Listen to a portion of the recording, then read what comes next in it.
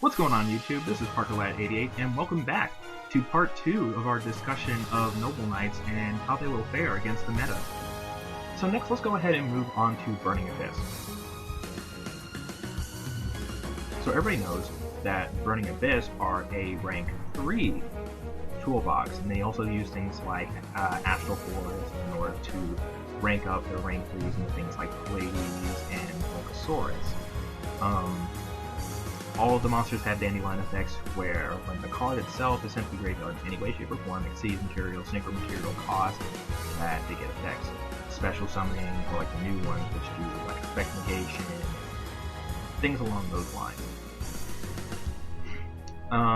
This basically makes the deck good in terms of the traps. That's where Burning Abyss currently shine right now. They basically get all their traps, all the good traps like Wind Blast, Karma Cut, all that stuff, they get it for free, and that makes the deck really strong. That being said, they really don't have a lot of outs to Noble Knights outside of things like Virgil coming out, who basically says you discard a Burning Abyss monster to bounce a card back to the deck. But even so, that's not even a really real out because once again Excalibur prevents the targeting. This will probably actually be a pretty good matchup for Noble Knights for a couple of reasons. Because of things like Lance, because of things like Royal Decree, and because of Excalibur. All the Burning Abyss effects that they would use in order to get Noble Knights off the field, except for Karma Cut, they target.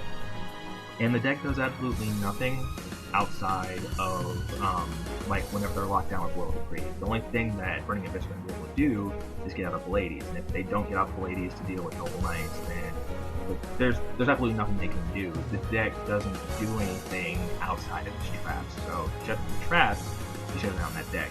Not to mention changes to appearance, just, completely, like, butt breaks that deck, so that's pretty much how, that's probably going to be a pretty good matchup for Noble Knights in the future. At least I think so. But again, it's an opinion. So now we're going to talk about the last deck in all of this, that being Clifford's. Or Cliffos, whichever you prefer. There's supposed to be that new hotness that's rolling out of new challengers in the next couple of weeks.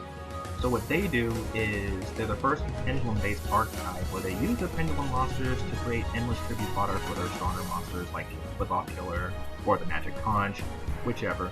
And then some of them have added effects whenever their tribute summons, like the tribute fodder,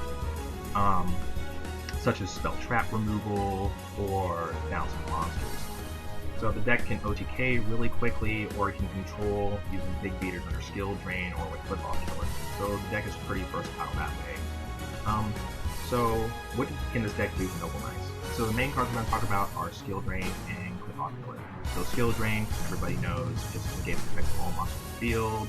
This can kind of hamper Noble Knights, and I want to say put emphasis on kind of being the key word here, because while Noble Knights do not get their effects anymore, which slows them down a lot, they still get, the benefits of the Noble Wands, the anti-targeting, the anti-destruction, the power bonuses from Gallatin and Caliber, and stuff like that. But negating the monster effects, that is still a problem. And then it turns all the clip-offs into beaters, so that's always fun too, just increases their OTK potential. So let's talk about Clip-Off Killer now. So Clip-Off Killer, you tribute 3 monsters. It can be affected by spells, traps, or monster effects of monsters with original levels or ranks lower than it. It decreases all special summon monsters attack and maybe defense, I'm not entirely sure, by 500, and on top of that it has a non-targeting effect of send a monster from your opponent's side of the field or hand to the graveyard. Sounds like a pretty unkillable monster, right? But let's go ahead and talk about what Noble Knights can do about this. It's obvious that Clip-Offs have a lot of tools for dealing with Noble Knights. But let's talk about what Noble Knights can do. So, for Clip-Off Killer, there's one universal out of Clip-Off Killer, that being Prideful Roar. Prideful Roar says that you pay difference, like when the monsters are battling, you pay difference between the attacking monsters and your monsters attack, and you add 300 to yours. So, like, all that power bonus stuff goes to your monster. So you're always 300 attack points stronger than Clip-Off Killer. Everybody can run it. Clip-Off Killer is not unkillable. There's a problem, yes, but not unkillable. Outside of that, though, they're warriors with swords. Swords that allot power bonuses. So you just flip a couple Noble Wands and just beat over Clip-Off Killer. All done. So let's talk about what they can do against Skill Drain.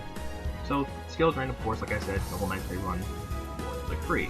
They can also use lands, but Loyal Decree is what we're going to do here. It's the main way Noble Knights deal with all those back row heavy decks. And, you know, those problematic matchups like, you know, skill drain. You execute Loyal Decree, all of a sudden your Noble Knights are free to do whatever they please. So one other thing Noble Knights can do, and like I talked about in one of my deck profiles, was Dristin. I've never been the biggest fan of Dristin, but I think Dristin will be pretty relevant in the up-and-coming format, at least with one, because it can pop those pendulum scales, most notably Tool, which will slow down the cost to a pretty good degree. So it's going to be a pretty tough matchup for Noble Knights, but it's not going to be nearly as bad as like something like Hell Knights, where there's almost nothing that Noble Knights can do against that. I'm also not factoring in like Kaiser Coliseum and stuff like that, but you know, you guys can formulate your own opinions about that. You know, just leave them in the comments below for, you know, discussion purposes and whatnot. So I'd like to thank you guys for listening to my opinions about how Noble Knights will fare. Overall, I think they're going to fall into the same category with Fujins, Fire Fist, Mermail, even though Mermail we're talking right now. And just all those kinds of decks before, like, you know, the huge shift when Duels Alliance came out. It's going to be pretty difficult for them, I'm not going to lie, but it's not impossible for Noble Knights, now that they are complete, to make a splash. And it's going to be up to you, the Noble Knight players, anyone who tries to play Noble Knights, to maximize Noble Knight's potential and, you know, make them ready for this meta. I mean, I hope that gave you guys some information, some insight into what Noble Knights can do. Stay tuned for future videos. This is PowerDirector, out.